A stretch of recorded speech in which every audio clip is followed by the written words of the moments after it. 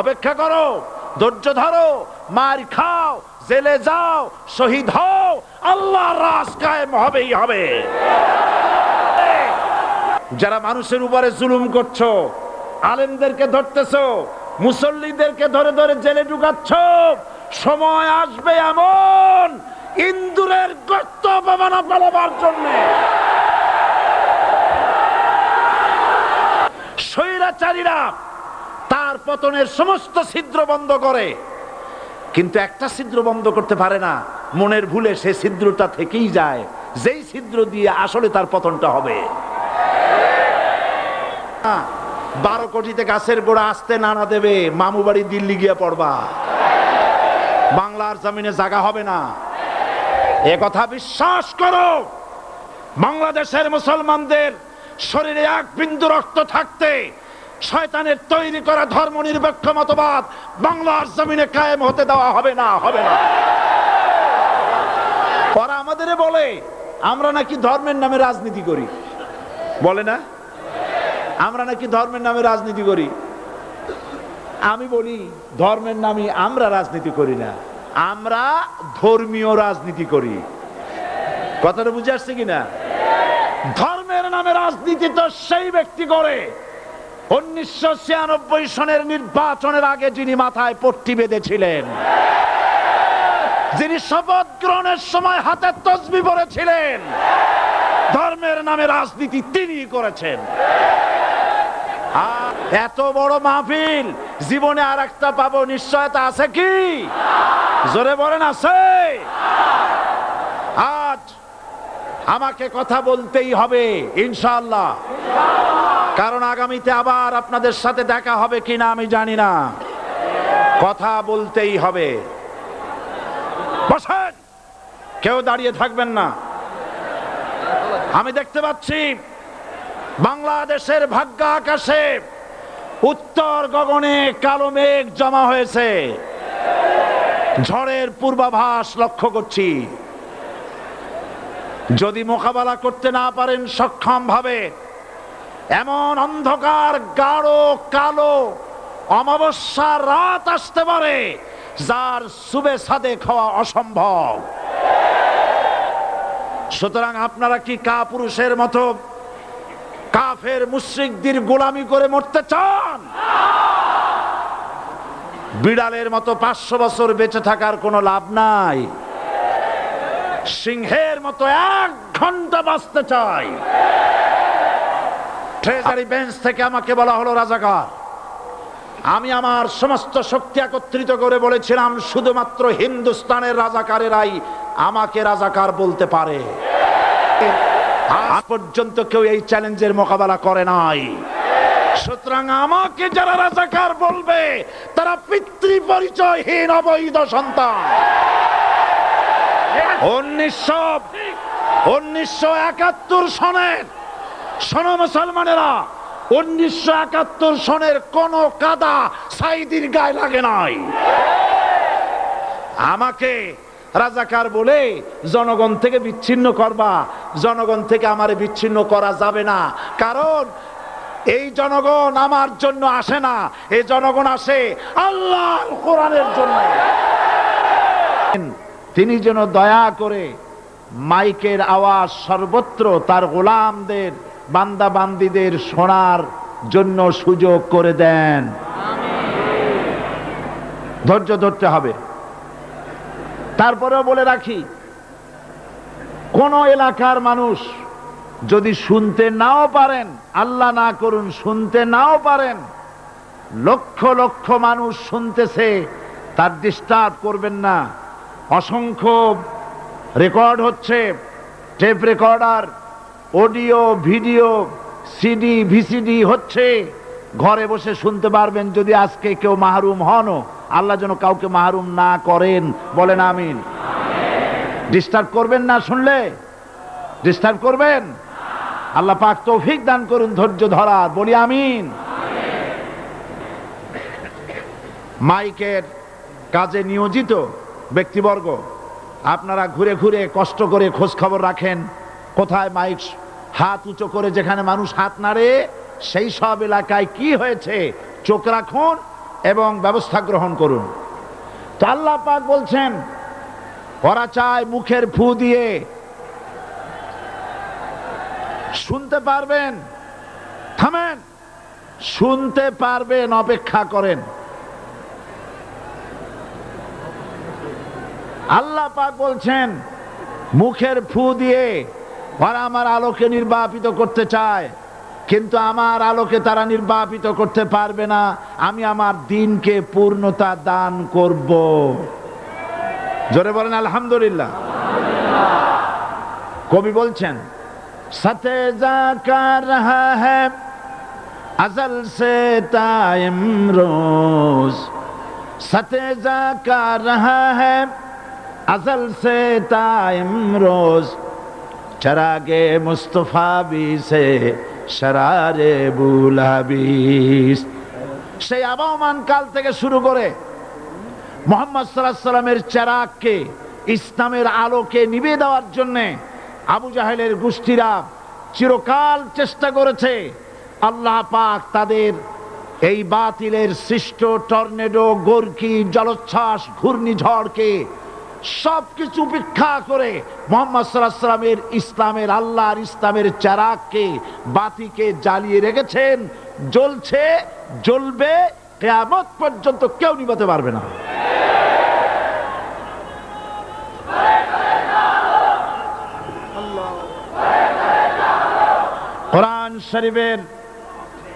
কোরআন শরীফের তাফসীর শুরু করার আগে প্রতিদিনের মতো সাংবাদিকদের জন্য কিছু কথা বলতে হয়, কারণ সময় মতো তারা খবর পৌঁছতে না পারলে, আপনারা এখানে লক্ষ লক্ষ আছেন মানুষ, কিন্তু সারা জাতি জানতে পারবে না এখানে কি হচ্ছে।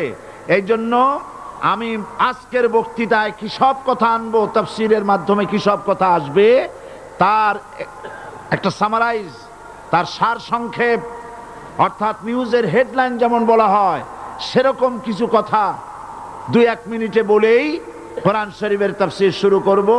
বেমাশিয়াতিল্লাহ, বিইজনিল্লাহ, বেফদলিল্লাহ। সেই কথাগুলি হচ্ছে এই পৃথিবীতে নবী রাসূলগণের আগমন ঘটেছিল, উদ্দেশ্য ছিল এই আল্লাহর জমিনে আল্লাহর মানুষের উপরে আল্লাহর বিধান কায়েম করা। এটাই ছিল নবীদের আগমনের উদ্দেশ্য। আর শয়তানের আগমনের উদ্দেশ্য ছিল আল্লাহর বিধানের পরিবর্তে ধর্ম নিরপেক্ষ মতবাদ কায়েম করা। এজন্য পৃথিবীর কোন নবী, কোন রাসূল ধর্ম নিরপেক্ষ ছিলেন না, সবাই ছিলেন ধর্মের পক্ষে। রাসূলুল্লাহর অসংখ্য সাহাবীদের মধ্যে একজন সাহাবীও ধর্মের ব্যাপারে নিরপেক্ষ ছিলেন না। গোটা বিশ্বের সমস্ত মুহাদ্দিস, মুফাসসির এবং বড় বড় ওলামা, পীর বুজুর্গ, এমন একজন লোক পাওয়া যাবে না যিনি ধর্মনিরপেক্ষ মতবাদের অনুসারী ছিলেন। তাই ধর্মনিরপেক্ষ মতবাদের অনুসারী হওয়ার অর্থই হচ্ছে পবিত্র কোরআন হাদিসের সরাসরি অমান্য করা এবং আল্লাহ ও তার রাসূলের সাথে বিদ্রোহ ঘোষণা করার শামিল। ধর্মনিরপেক্ষ মতবাদ শয়তানের আবিষ্কৃত মতবাদ বলেই দুনিয়ার অধিকাংশ ইহুদি, খ্রিস্টান, মুশরিকরা এই মতবাদের অনুসারী। ইসলাম সম্পর্কে অনভিজ্ঞ পৃথিবীর কিছু কিছু মুসলিম দেশের কিছু কিছু নামধারী মুসলমান ধর্মনিরপেক্ষ মতবাদের ষড়যন্ত্রে পা দিয়েছে।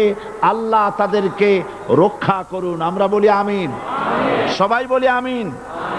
বিশ্বের সমস্ত বিধানগুলোতে সেকুলারিজম, ধর্মনিরপেক্ষ মতবাদের অর্থ করা হয়েছে ধর্মহীনতা এবং ধর্ম বিরোধিতা। এর বাস্তব দৃষ্টান্ত আমরা দেখতে পাই বর্তমান যে সরকার আছে, তাই সেই সরকারের আমলের ভিতরে আমরা এই জিনিসটা দেখতে পাই। সত্য কিনা বলেন? সত্য কিনা বলুন? এই দলটির নাম ছিল আওয়ামী মুসলিম লীগ। এই দলটির নাম ছিল কি? আওয়ামী মুসলিম লীগ। তখন তারা নারায়ে তাকবীর, আল্লাহু আকবার ধ্বনি দিত, স্লোগান দিত, কিন্তু ধর্মনিরপেক্ষ মতবাদ দলীয় আদর্শ হিসাবে গ্রহণ করার কারণে নারায়ে তাকবীর আল্লাহু আকবার এই স্লোগান তারা বর্জন করেছে। 1972 সনে যখন তারা ক্ষমতায় এলেন, তখন সংবিধানের শিরোনামে মুসলিম প্রথা সিদ্ধ বিসমিল্লাহির রহমানির রহিম তারা পরিত্যাগ করেছিল। সমস্ত বিশ্ববিদ্যালয়ের মনোগ্রাম থেকে ইকরা বিসমি রব্বিকাল্লাযী খালাক রব্বি জিদনি ইলমা এটাকে তারা বাদ দিয়েছিল। সলিমুল্লাহ মুসলিম হল এই নাম থেকে মুসলিম শব্দ বাদ দিয়েছিল। নজরুল ইসলাম কলেজের নাম থেকে ইসলাম শব্দ বাদ দিয়ে শুধু নজরুল কলেজ করেছিল। এগুলি অসত্য না সত্য? বর্তমান এই সরকার ধর্মনিরপেক্ষ হওয়ার কারণে ইসলাম এবং মুসলিম বিদ্বেষী তার অসংখ্য প্রমাণ এই জাতির কাছে রয়েছে। দেশের শ্রেষ্ঠ সন্তান হচ্ছে আলেম ওলামা পীর বুজুর্গ, বলেন সুবহানাল্লাহ। দেশের শ্রেষ্ঠ সন্তান পীর মাশায়েখ আলেম ওলামাদের বিরুদ্ধে কোন জায়গায় কোনো দুর্ঘটনা ঘটলেই তাদেরকেই দায়ী করা হয়। হরকুতুল জিহাদ, লাদেন বাহিনী, তালেবান নাম করে আলেমদেরকে গ্রেফতার করে এই সরকার পুলিশ দিয়ে নির্যাতন করেছে সরকার। একথা সর্বজনবিদিত যে সন্ত্রাস এবং হত্যা ধর্ষণের 90% অনুষ্ঠিত হয় কলেজ বিশ্ববিদ্যালয় পড়ুয়াদের মধ্য থেকে। আর চরিত্র সৃষ্টির শ্রেষ্ঠ কারখানা মাদ্রাসাগুলি এই সরকার একটা একটা করে বন্ধ করার পরিকল্পনা গ্রহণ করেছে। মাদ্রাসা শিক্ষাকে সংকুচিত করে ফেলছে।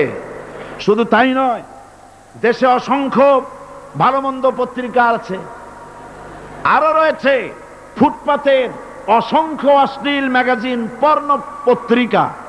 দেশের অধিকাংশ জাতীয় দৈনিকগুলো হিন্দুস্তানের টাকায় পরিচালিত এবং এগুলি হচ্ছে ইসলামের চরম বিদ্বেষী। সরকার সেগুলিরই পৃষ্ঠপোষকতা করছে, আর্থিক সাহায্য দিচ্ছে, বিজ্ঞাপন দিচ্ছে।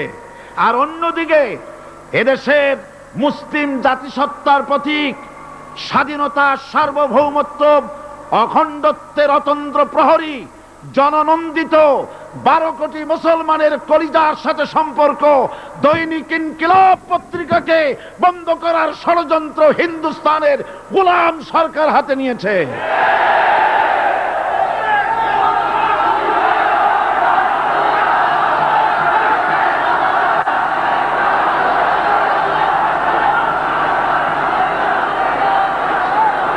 সরকার বস্তুনিষ্ঠ সাংবাদিকতায় ভয় পায়, ইসলামের পক্ষে কথা লিখলে ভয় পায়। এজন্য তারা দৈনিক ইনকিলাব এবং তার পরিবারের গায়ে হাত দেওয়ার প্রস্তুতি নিয়েছে। দৈনিক ইনকিলাবের সম্পাদকের গায়ে যদি হাত দেওয়া হয়, ইনকিলাব যদি বন্ধ করে দেওয়া হয়, সারা বাংলাদেশ অচল হয়ে যাবে।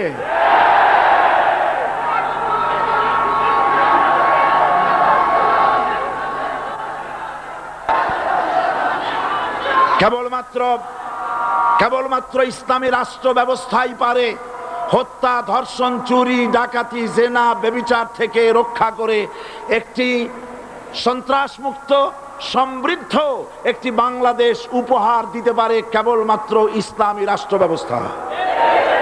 সুতরাং অবস্থা দৃষ্টে মনে হয় এরা যদি আরেক আল্লাহ না করুন, বলেন আল্লাহ না করেন, আল্লাহ না করেন, আল্লাহ না করেন, এরা যদি আরেকটাবার ক্ষমতায় যেতে পারে, ৭২-এর সংবিধানকে পুনরুজ্জীবিত করে ধর্মনিরপেক্ষ মতবাদ কায়েম করবে, সেজন্য আজ গোটা তাওহীদবাদী মুসলমানদেরকে জানতে হবে ধর্মনিরপেক্ষ মতবাদ একটি কুফরি মতবাদ।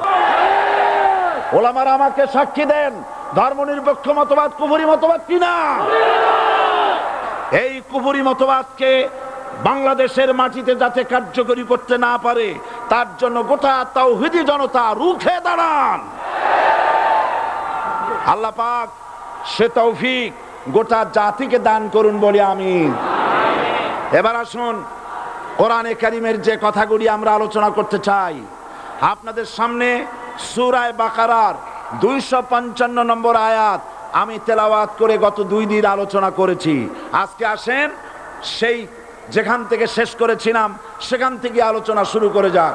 সবাই আমার সাথে পড়েন, আউযু বিল্লাহি শাইতানির রাজিম, বিসমিল্লাহির রাহমানির রাহিম। আল্লাহু লা ইলাহা ইল্লা হুয়াল হাইয়ুল কাইয়্যুম লা তাখুযুহু সিনাতুন ওয়ালা নাওম লাহু মা ফিস সামাওয়াতি ওয়া মা ফিল আরদ মান যাল্লাযী ইয়াশফা'ু ইনদাহু ইল্লা বিইذনিহি ইয়ালামু মা বাইনা আইদিহিম ওয়া মা খালফাহুম ওয়া লা ইউহিতুনা বিশাইইন মিন ইলমিহি ইল্লা বিমা শাআ ওয়াসি'a কুরসিয়্যুহুস সামাওয়াতি ওয়াল আরদ ولا يؤوده حفظهما وهو العلي العظيم صدق الله العظيم। আমি এই সূরার এই আয়াতের আলোচনা করতে গিয়ে আপনাদের সামনে বলেছিলাম কোরআন শরীফের সর্বশ্রেষ্ঠ আয়াত হচ্ছে হাদিস অনুযায়ী কোন আয়াত? আয়াতুল কুরসি। আল্লাহ পাকের সার্বভৌমত্বের পরিচয় এই আয়াতে কারিমার মধ্যে আল্লাহ পাক দিয়েছেন। গত 2 দিন আমরা আল্লাহ পাকের সার্বভৌমত্ব এবং তার পরিচয় সম্পর্কে আলোচনা করেছি। আজকে সামনের দিকে আমরা এগোতে থাকবো যতদূর আলোচনা করা যায়। আল্লাহ পাক বলছেন, আল্লাহু লা ইলাহা ইল্লা হুয়াল হাইয়ুল কাইয়্যুম। আল্লাহ হচ্ছেন তিনি যিনি ছাড়া কোনো ইলাহ নাই। লা ইলাহা ইল্লাহু, তিনি ছাড়া কোনো ইলাহ নাই, সার্বভৌমত্বের মালিক কেউ নাই। এই যে লা ইলাহা, কোনো ইলাহ নাই, আমরা কালেমার মধ্যে এই কথাটা বলি। আমাদের কালেমায়ে তাইয়্যিবা আমরা কি উচ্চারণ করি? লা ইলাহা ইল্লাল্লাহু মুহাম্মাদুর রাসূলুল্লাহ। জোরে পড়েন, লা ইলাহা ইল্লাল্লাহ, লা ইলাহা ইল্লাল্লাহু মুহাম্মাদুর রাসূলুল্লাহ। লা ইলাহা, কোনো ইলাহ নাই। এই দাওয়াত দিয়েছেন দুনিয়ার সমস্ত পয়গম্বর। এটা কি শুধু রাসূলুল্লাহর দাওয়াত ছিল? সমস্ত নবীদের স্লোগান ছিল একটা। সমস্ত নবীদের স্লোগান ছিল কয়টা? সবাই বলুন, কি সেই স্লোগান? লা ইলাহা ইল্লাল্লাহ। কোরআন শরীফের ভিতরে ইলাহ শব্দ 147 বার এসেছে।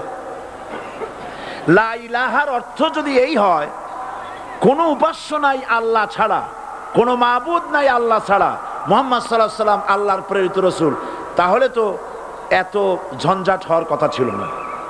আপনারা বলেন, নবীরা যখনই এই দাওয়াত দিয়েছেন লা ইলাহা ইল্লাল্লাহ, তখন সংঘর্ষ হয়েছে কিনা?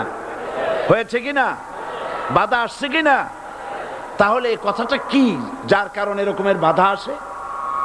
লা ইলাহা ইল্লাল্লাহ, এর চাইতে বিপ্লবাত্মক, এর চাইতে রিভলিউশন সৃষ্টিকারী কথা আল্লাহর আকাশের নিচে জমিনের উপরে আর একটাও হতে পারে না। লা ইলাহা ইল্লাল্লাহ। ইলাহ শব্দের অর্থ শুধু উপাস্য আর মাবুদ নয়। ইলাহ শব্দের অর্থ হচ্ছে আইনদাতা, ইলাহ শব্দের অর্থ হচ্ছে শাসনকর্তা, ইলাহ শব্দের অর্থ হচ্ছে বিধানদাতা। তো লা ইলাহা যখন একটি লোক ঘোষণা করে, তার অর্থ দাঁড়ায় কোনো আইনদাতা নাই, বিধানদাতা নাই, শাসনকর্তা নাই, কারো আইন মানি না, বিধান মানি না, শাসন মানি না। আল্লাহ ছাড়া, কে ছাড়া? আল্লাহ ছাড়া।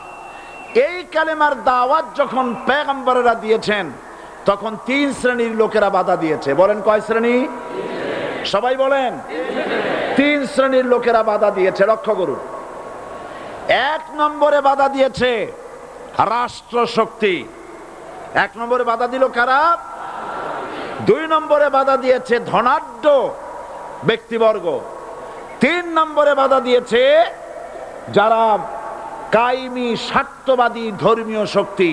এই 3টি শ্রেণী সমস্ত নবীদেরকে বাধা দিয়েছে।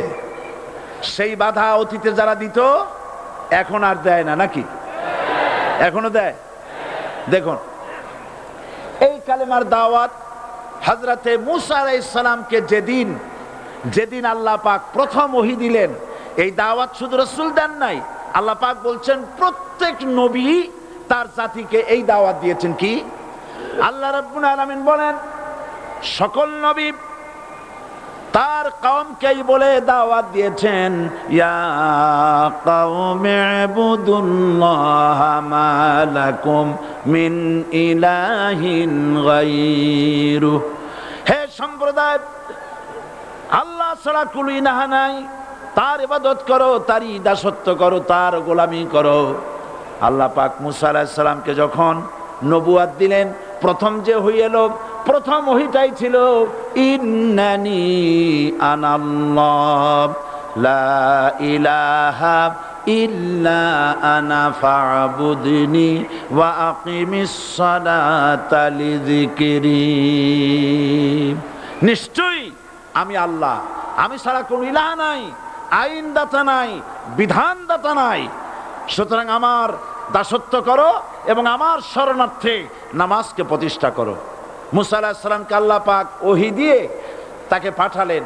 কোথায় পাঠালেন? আল্লাহ পাক বলেন, ইযহাব ইলা ফিরআউনা ইন্নাহু তাগাব। গোটা কওম নাফরমান, আল্লাহর আইন কেউ মানছে না। গোটা কওমের কাছে না পাঠাইয়া আল্লাহ পাক সর্বপ্রথম মূসা আলাইহিস সালামকে দাওয়াত নিয়ে কার কাছে পাঠালেন? ফেরাউনের কাছে। কারণ ফেরাউন হচ্ছে রাষ্ট্রশাসক। ফেরাউন কি? রাষ্ট্রশাসক। নিচের পানি পাহাড়ের উপরে যায় না, উপরের পানি না নিচের থেকে উপরে যায়? উপরে পানি নিচে আসে। সুতরাং দেশ যারা চালায়, এই লোকগুলি যদি ভালো হয়, গোটা দেশ ভালো হয়। আর সমস্ত মানুষটা যদি, রাষ্ট্র যিনি পরিচালনা করেন, এই লোকগুলি যদি খারাপ হয়, গোটা দেশ খারাপ হতে বাধ্য। এই জন্য আল্লাহ পাক বলছেন সর্বপ্রথম তুমি ফেরাউনের কাছে যাও এবং এই কালেমার দাওয়াত দাও। হযরতে মূসা আলাইহিস সালাম ফেরাউনের কাছে গেলেন আর দাওয়াত দিলেন, ফেরাউন পড়ে নাও লা ইলাহা ইল্লাল্লাহ। একটি কথা আপনাদের মনে রাখতে হবে, দুনিয়ার কোন ফেরাউন, কোন নমরুদ, কোন সাদ্দাত, কোন হামান কেউ বলে নাই যে আমি আল্লাহ, আমি রাজ্জাক, আমি খালেক, আমি পৃথিবী সৃষ্টি করেছি। কথা কেউ বলেছে? কেউ বলে নাই। কি বলেছে তারা? ফেরাউন বলেছে মা আলিমতু লাকুম মিন ইলাহিন গায়রি, আমি তো জানি না আমি ছাড়া আরো কোনো ইলাহ আছে, এ কথা আমার জানা নাই। সুতরাং আমি হচ্ছি ইলাহ আর তুমি বলছো লা ইলাহা। তার মানে হচ্ছে ওই সময় পয়গম্বরেরা, আল্লাহর নবীর সাহাবীরা, তারা জানতেন যে আমরা কিসের দাওয়াত দেই। আর যারা শুনতো তারাও বুঝতো কিসের দাওয়াত শুনতেছি। আজ আমার দেশে একই কালেমার দাওয়াত দেওয়া হয়, কিন্তু মানুষেরা বুঝতে পারে না কি শুনতেছি। ভাষা জানার ব্যাপারে, বোঝার ব্যাপারে হলো আসল বিষয়। এটা বুঝাতে গিয়ে আমি মাঝে মধ্যে একটা দৃষ্টান্ত দেই এভাবে। একজনের একটা রেশনের দোকান ছিল, সেই দোকানে তার একটা ময়না পাখি ছিল। আর ময়না পাখিকে কথা শেখানো যায় সেটা তো আপনারা জানেন। জি, ময়নাকে শিখায়েছে যে লাইন করুন, এক এক করে আসুন। ময়না এই কথা শিখেছে। সকালবেলায় যখন রেশনের দোকানে ভিড় পড়ে গেছে, তখন ওই পাখি খাঁচার মধ্যে বসে বলছে লাইন করুন, এক এক করে আসুন। একদিন খাঁচার দরজা খোলা পেয়ে পাখি উড়ে গিয়ে গাছের ডালে বসেছে। আশেপাশে যত পাখি ছিল তারা চিন্তা করলো এই রকমের পাখি তো কখনো দেখি নাই। ময়না তো দেখতে কাকের মতো না, শালিকের মতো না, দেখতে একটা ভিন্ন রকম। ওরা এসে চতুর্দিক থেকে এই নবান্ত এই যে নতুন এসেছে ওরে ঠোকরানো শুরু করেছে চতুর্দিক থেকে। ঠোকরানি খেয়ে ময়না বলতেছে লাইন করুন, এক এক করে আসুন। এখন ময়না তো বোঝে না যে কি বলতেছি, আর যে পাখিরা ঠোকরাচ্ছে তারাও তো বোঝে না যে কি শুনতেছি। ময়না যদি বুঝতো যে আমি কি বলি, সবাই মিলে ঠোকরায়, তাই জান বাঁচে না। লাইন করে ঠোকরাইনি তো কলজে যাবে, সব ঠোঁটে ঠোঁটে চলে আসে, বোঝে নাই। আমাদের অবস্থা তাই হয়েছে। এই যে আপনারা এখানে দাঁড়ায়ছেন কেন? যারা যেখানে দাঁড়ায় বসা মানুষেরা অনুরোধ করে বসায় দেন। এত বড় বিশাল মাহফিলে আপনি দাঁড়ায়া কোনো মানুষকে কষ্ট দিবেন না, জায়েজ নাই। মুসলমানদেরকে কষ্ট দেওয়া কবিরা গুনাহ। বুঝতে পেরেছেন? যে যেখানে দাঁড়িয়েছে আপনারা বসা মানুষেরা তাদেরকে বসায় দেন। এত বড় বিশাল মাহফিলে আপনি দাঁড়ায়া কোনো মানুষকে কষ্ট দিবেন না, জায়েজ নাই। মুসলমানদেরকে কষ্ট দেওয়া কবিরা গুনাহ। বুঝতে পেরেছেন? যে যেখানে দাঁড়িয়েছে আপনারা বসা মানুষেরা তাদেরকে বসায় দেন। সুতরাং এই কালেমার দাওয়াত যখন হযরতে মুসা আলাইহিস সালাম দিলেন, ফেরাউন বলল আমি তো জানি না যে আমি ছাড়া আরো কোন ইলা আছে, আইনদাতা তো আমি, তুমি নতুন কোথা থেকে আইনদাতা নিয়ে আসছো? ফেরাউন বলছে দেখো, আমারে বাদ দিয়া যদি অন্য কাউকে ইলা বলে তুমি মানো, আর সেই শিক্ষা যদি যে জাতিকে দাও, তাহলে আমি তোমাকে ধরে লাআজআলান্নাকা মিনাল মাসজুনিন, আমি তোমাকে কারারুদ্ধ করব, আমি তোমাকে জেলখানায় ঢুকিয়ে দেব। রাষ্ট্রশক্তি প্রথম বাধা দিল কারা? বলেন সবাই। সেই বাধা কি ওখানে শেষ হয়েছে না এখনো আছে? আছে কিনা জোরে বলেন। আমি তোমাকে জেলখানায় ঢুকাবো। হযরতে মুসা আলাইহিস সালাম বলেন ফেরাউন রে, জেলের ভয় আমি করি না, আমাকে জেলের ভয় দেখায়া লাভ নাই। আমি আল্লাহ পাকের পয়গম্বর হযরতে মুসা আলাইহিস সালাম। ফেরাউনের দলবল আছে, লোক লস্কর আছে, তার অস্ত্রের অভাব নাই। আল্লাহ রাব্বুল আলামিন মুসা আলাইহিস সালামের কাছে একটা অস্ত্র দিয়া দিলেন। দিছিলেন কিনা? দিছিলেন কিনা? আল্লাহ পাক হযরত মুসা কি বলেছেন, ওয়া মা তিলকা বিয়ামিনিকা ইয়া মুসা, মুসা রে তোমার হাতে ওটা কি? মুসা আলাইহিস সালাম বললেন এটা লাঠি। আল্লাহ পাক বললেন ফেলে দাও লাঠি। লাঠি ফালায় দিলেন, কি হয়ে গেল? হিয়া হাইয়াতুন তাসআ, লাঠি হয়ে গেল। এখন লাঠি পড়ে সাপ হয়ে গেল। সাপ দেখে নবী হোক, ওলি হোক, সাহাবী হোক আর আলেম হোক, সাপ দেখলে ভয় করে না মানুষের? মুসা আলাইহিস সালাম ভয় পাইছে। আল্লাহ রাব্বুল আলামিন হযরত মুসাকে শোনায় দিলেন, খুযহা ওয়া লা তাখাফ সানুঈদুহা সিরাতাহাল উলা,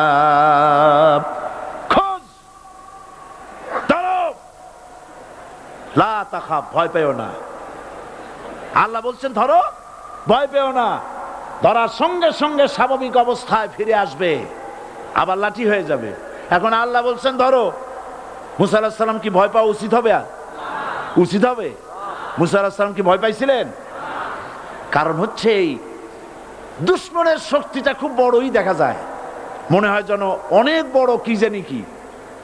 আল্লাহ পাক বলছেন ইন্না কাইদা শায়তানে কানা দাঈফা, শয়তানের চক্রান্ত যতই তুমি মনে করো অনেক ষড়যন্ত্রের জাল বিস্তার হয়ে আছে, আল্লাহ কয় কিছুই না, দাঈফা অত্যন্ত দুর্বল।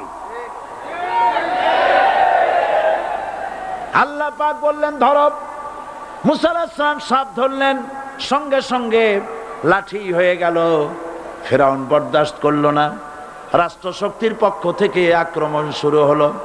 অপরাধ কি? মুসা আলাইহিস সালামের অপরাধ কি? কি অপরাধ? মাশাআল্লাহ, বুঝতে পেরেছেন। অপরাধ হচ্ছে তিনি বলেছেন লা ইলাহা, জোরে বলেন লা ইলাহা ইল্লাল্লাহ। এই কালেমাকে আজ আমরা ভিক্ষার বুলি বানাইছি।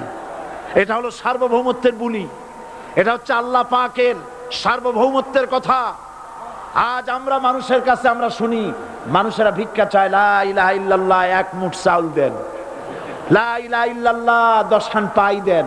এই হচ্ছে কালেমার জিকির। আবার কেউ কেউ জিকির করতেছে লা ইলাহা আস্তে, ইল্লাল্লাহ জোরে, এমন জোরে কলব সাফ করে, কলব তাতে থাকলেও পারে গেলেও পারে।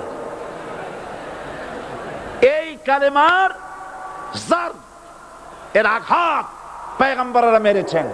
হযরতে মুসা আলাইহিস সালাম যখন বলেছেন লা ইলাহা ইল্লাল্লাহ, এই ধাক্কা ফেরাউন বরদাশত করতে পারে নাই। দরিয়ায় নীলের ভিতরে আল্লাহ পাক ডুবাইয়ে শেষ করে দিয়েছেন, দেন নাই?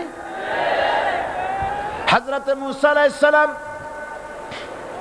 তার উম্মতেরা দরিয়ার পাশে বসে দ্বীনি কথাবার্তা বলতেছেন। এমন সময় ফেরাউন, তার শত্রু হচ্ছে মুসা আলাইহিস সালাম। শত্রু কেন?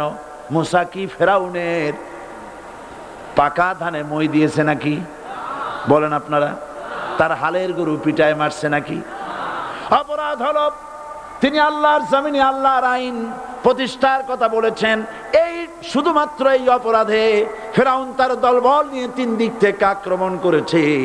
মুসা আলাইহিস সালামের উম্মতেরা ভয় পেয়ে গেছেন। তারা বলছেন ইন্না লামুদরাকুন, আমরা পাকড়াও হয়ে গেছি। 3 দিকে সাড়াশি আক্রমণ, 3 দিকে শত্রু, একদিকে দরিয়া, পালাবার রাস্তা আছে? হযরত মুসা আলাইহিস সালাম ভয় পেয়ে গেলেন, সারেন্ডার করলেন না। হযরত মুসা আলাইহিস সালাম বললেন কাল্লা, কখনো নয়, ভয় পাওয়ার কোনো কারণ নাই। রব্বি সায়াহদিন, অবশ্যই আমার রব আমার জন্য রাস্তা করে দিবেন। ভয় পাইও না, আমার রব রাস্তা করে দিবেন। আল্লাহ রাব্বুল আলামিন হযরত মুসা আলাইহিস সালামকে অর্ডার করলেন, হাতের লাঠি দিয়া দরিয়ার উপরে আঘাত করো। হযরতে মুসা আলাইহিস সালাম দরিয়ার উপর আঘাত করলেন।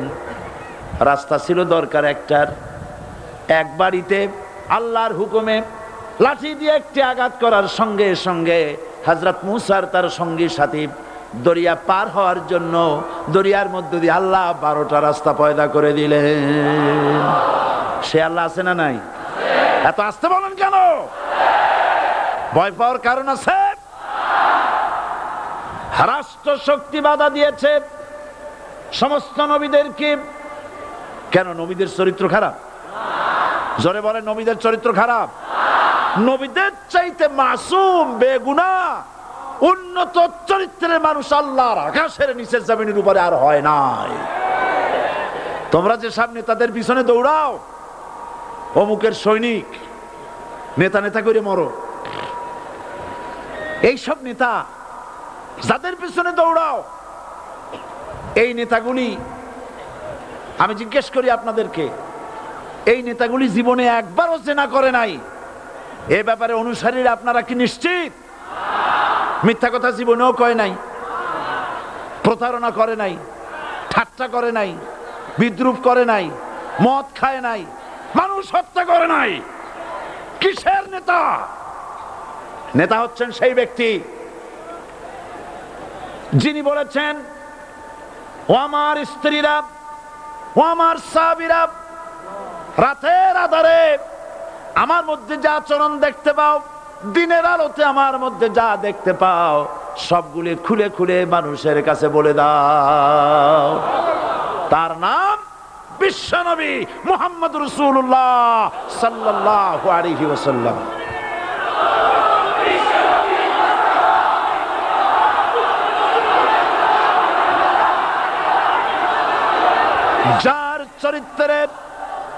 যার চরিত্রের সার্টিফিকেট আল্লাহ রাব্বুল আলামিন নিজে দিচ্ছেন, ওয়া ইন্নাকা লাআলা খুলুকিন আযীম। নবী হে, উন্নত চরিত্রের উপরে আপনি প্রতিষ্ঠিত। সুবহানাল্লাহ। কে সার্টিফিকেট দিচ্ছেন? আজিম, আজিম। আরবিতে চওড়াকে বলা হয় আরিদ, গভীরতাকে বলা হয় আমিক। কত প্রশস্ত, যা মাপার কোনো ফিতা নাই, কত গভীর, যা মাপার কোনো যন্ত্র নাই, এইটাকে আরবিতে বলা হয় আজিম।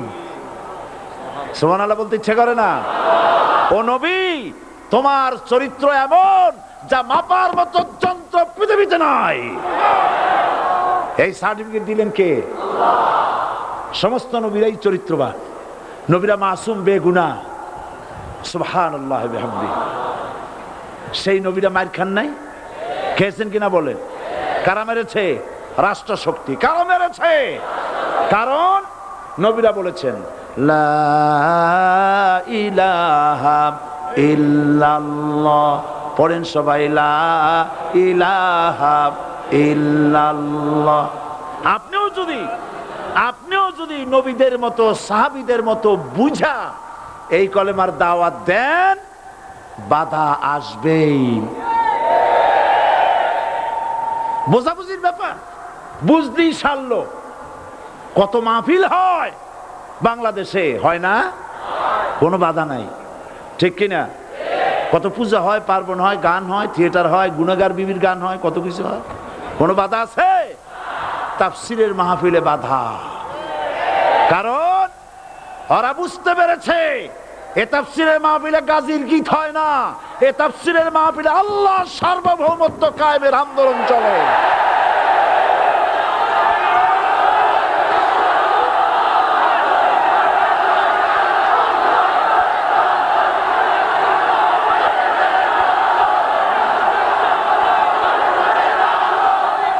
এবার দেখুন, এবার কলেমা বোঝেন, কালেমা বুঝুন।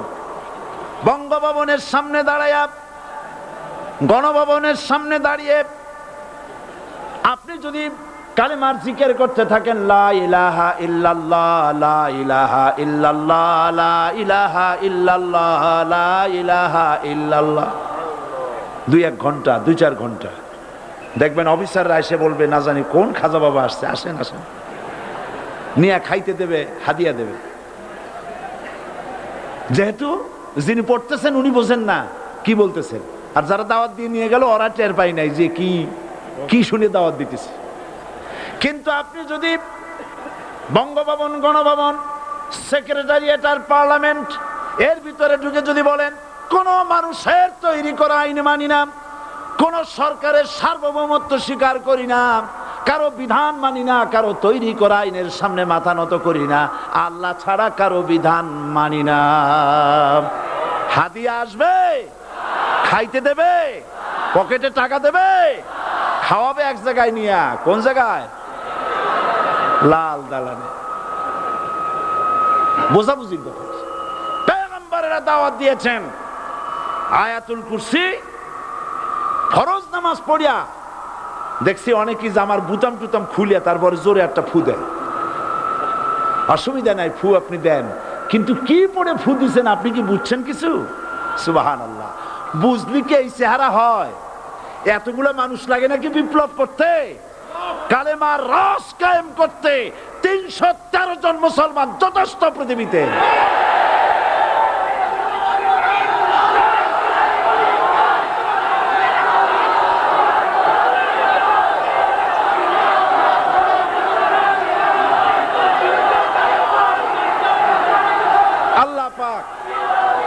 কোরআনে কারীমের মধ্যে আল্লাহ পাক বলেছেন, এমন একজন নবী পাঠাই নাই, ইয়া হাসরাতান আলাল ইবাদ, বান্দার উপরে আফসোস। আহারে, কে বলতেছেন? আমার আল্লাহ। বলেন আমার আল্লাহ। তিনি আফসোস করছেন, আফসোস।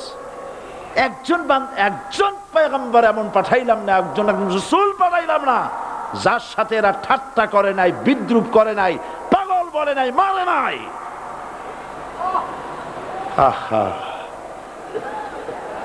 অপরাধ কি? আল্লাহর সার্বভৌমত্ব প্রতিষ্ঠার অপরাধ। হযরত ইব্রাহিম আলাইহিস সালাম তিনি যখন এই কালেমার দাওয়াত দিয়েছেন নমরুদের বিরুদ্ধে, নমরুদ বলেছে মান আসাদ্দু মিন্না কুওয়া, আমার চাইতে শক্তিশালী আর কে আছে? আনা রব্বুকুমুল আলা, আমি তোমাদের বড় প্রভু। নাউজুবিল্লাহ। কই থেকে একটা তুমি বলছো লা ইলাহা ইল্লাল্লাহ, আমি তো ইলাহ।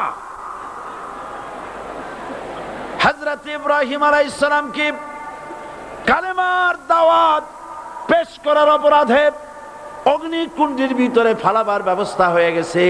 আল্লাহ পাক সব ঘটনা কোরআনে বলে দিয়েছেন কিনা বলেন? কেন বললেন এই সমস্ত কথা? এই জন্য বলেছেন ফেরাউন মরে যাবে, নমরুদ মরে যাবে, কিন্তু তাদের প্রেতাত্মারা যুগে যুগে তারা বেঁচে থাকবে। আগুনের ভিতরে ফালাবার ব্যবস্থা হয়েছে। আল্লাহ পাক বলে দিয়েছেন আমার রাস্তায় যদি চেষ্টা করো, জিহাদ করো, আমার সাহায্য তোমরা পাবে।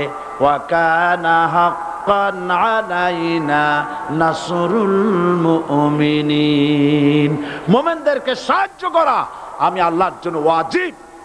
সুবহানাল্লাহ বলবেন না? আলহামদুলিল্লাহ বলবেন না? আমার জন্য ওয়াজিব মুমিনদেরকে সাহায্য করা। ইব্রাহিম আলাইহিস সালামকে আগুনে ফেলানো হচ্ছে। হযরত জিবরাইল বলেন ইব্রাহিম তোমাকে আগুনের ভিতরে ফেলানো হতেছে, আমার কাছে সাহায্য চাও, আমি তোমারে বাঁচায় দেব। হযরত ইব্রাহিম আলাইহিস সালাম তিনি বললেন জিবরাইল আমার পরীক্ষা চলতেছে, আমাকে ডিস্টার্ব করো না, আমি তোমার কাছে সাহায্য কেন চাইব?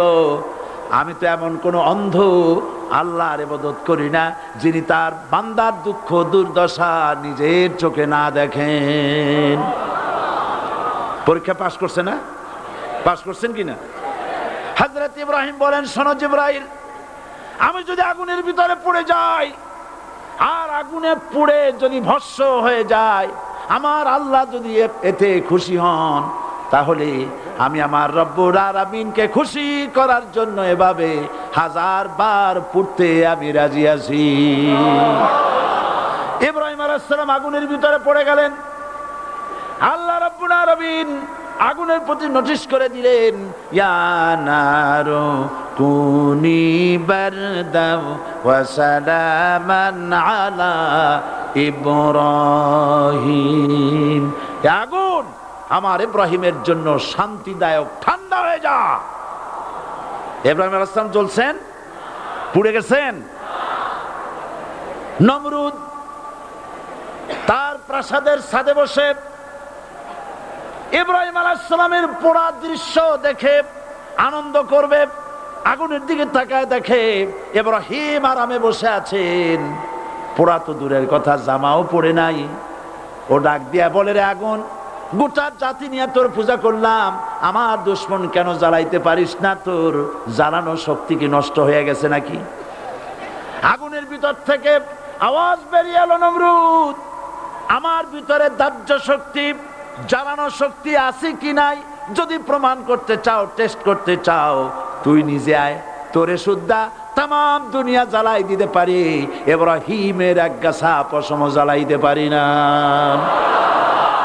বিশ্বকবি আল্লামা ইকবাল কি সুন্দর করে বলেছেন, আজ ভি হো জু ইব্রাহিম কা ইমা पैदा आग कर सकती है एक अंदाजे गुलिस्तां पैदा। ইব্রাহিমের ঈমান যদি আজও কোথাও হয় বিদ্যমান, করতে পারেন অগ্নিকুণ্ডে খুবসুরত এক গুলিস্তান। এখনো যদি ইব্রাহিমের সন্তানদেরকে আগুনের মধ্যে ফেলে দেওয়া হয়, আর ইব্রাহিম ঈমান যদি থাকে, আগুনকে ফুলের বাগান বানাবার ক্ষমতা আল্লাহর আছে। চিরকাল আল্লাহ পাক এই কালেমাকে দিয়েছেন আল্লাহর সার্বভৌমত্বকে প্রতিষ্ঠা করার জন্য। আয়াতুল কুরসি শুধু পড়ে বুকে ফু দেওয়ার জন্য নয়, পড়েন আমার সাথে, আল্লাহু লা ইলাহা ইল্লাহু আল হাইয়ুল কাইয়্যুম।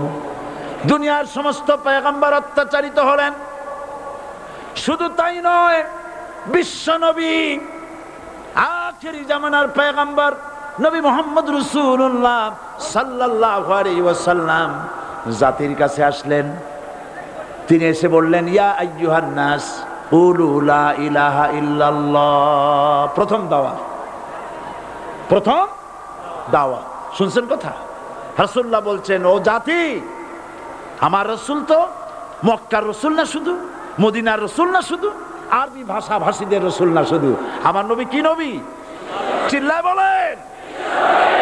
তাই তিনি বলেছেন, ও বিশ্বের মানবতা, বিশ্বের মানব গোষ্ঠী, যদি মুক্তি পেতে চাও, নাজাত পেতে চাও, উচ্চারণ করো, বিশ্বাস করো, আমল করো, বলো লা ইলাহা ইল্লাল্লাহ। জোরে পড়েন, লা ইলাহা ইল্লাল্লাহ, লা ইলাহা ইল্লাল্লাহু মুহাম্মাদুর রাসূলুল্লাহ।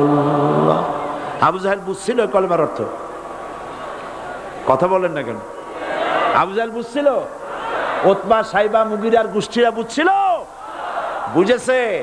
তারপরে তারা চিন্তা করলো যে সর্বনাশ তো করছে, লা ইলাহা, কোন ইলাহ নাই, আইনদাতা নাই, বিধানদাতা নাই, তাহলে আমরা কি ঘরে বসে বসে কি করব? উনি নতুন একজন ইলাহ নিয়ে আসছে, আল্লাহ ছাড়া কোন ইলাহ নাই, তাহলে আমাদের কাজটা কি?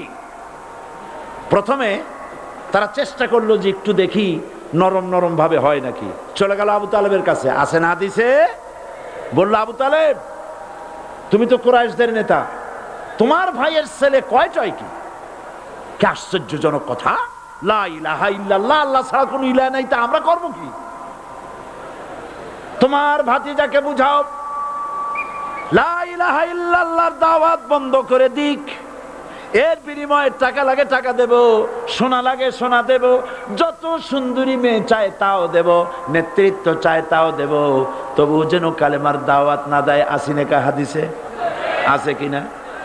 নবীজি যখন বাড়ি ফিরলেন, চাচা আবু তালেব নিজের কলিজার টুকরা সন্তান হযরত জাফর আলীর চাইতে তিনি ভালোবাসতেন কলিজার মতো করে মুহাম্মদ সাল্লাল্লাহু আলাইহি সাল্লামকে। বলছে, বাবা, এমন কথা কেন বলো যাতে লোকেরা খেপে যায়? এই কথাগুলি বলো না, ওরা আমার কাছে এই সব প্রস্তাব দিয়ে গিয়েছে। রাসূলুল্লাহ প্রস্তাব শুনে এগ্রি করলেন। জি, আমার নবী বলেন, ও আমার চাচা আবু তালেব, প্রস্তাবকারীদেরকে শুনিয়ে দিন। হুজুরের সাথে তখন অনেক লোকজন নাকি? অনেক অস্ত্রপাতি? কিচ্ছু নাই, আল্লাহর শক্তি ছাড়া কিছুই না। আমার নবী বলেন, ও আমার চাচা আবু তালেব, প্রস্তাবকারীদেরকে শুনিয়ে দেন, যেটা দেওয়া সম্ভব সেটা তো দূরের কথা, যেটা দেওয়া সম্ভব নয় তাও যদি তারা দিতে পারে আমারে, যেমন আকাশের সূর্যটা ধরে এনে ওরা যদি আমার ডান হাতে তুলে দেয়, আকাশের পূর্ণিমার চাঁদটা ধরে যদি বাম হাতে আমার তুলে দেয়, এর বিনিময়ে এক মুহূর্তের জন্য তাওহীদের দাওয়াত আমি বন্ধ করে দেব না। সুবহানাল্লাহ।